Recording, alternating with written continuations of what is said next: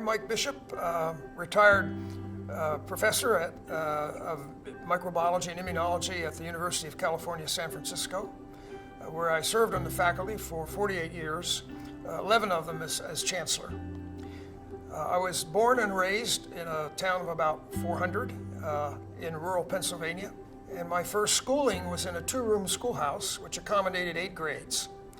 Under the influence of a family physician, I had entered Gettysburg College as a nominal pre-med. I took the minimum amount of science courses to qualify for medical school. Although I liked them, I liked science from the get-go. I also liked literature and philosophy. Other than my general love for knowledge and learning, was a course in comparative anatomy, taught remarkably from the vantage point of evolution. I had literally never heard the term. It hadn't come up in grade school, hadn't come up in high school. But this man used a course in comparative anatomy to get across the principles and the reality, in particular the reality of evolution. It changed the whole way I thought about the natural world and has informed my thinking ever since. I wound up in Harvard Medical School, and for the first time, the instruction included an effort to address how the knowledge was obtained. And that really turned me on. By the end of my second year, I had decided that I really wanted to be a scientist.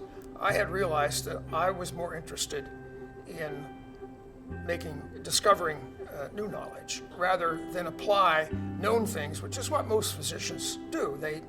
They skillfully and compassionately apply known knowledge. And I had realized that I was more interested in discovering new knowledge.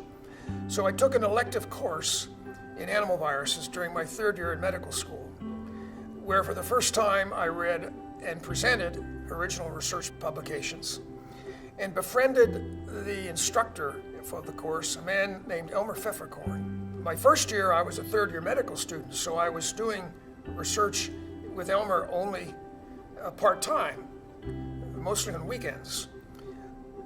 And I was so enamored of it, possibility that on any given day you're going to find out something that was never known before.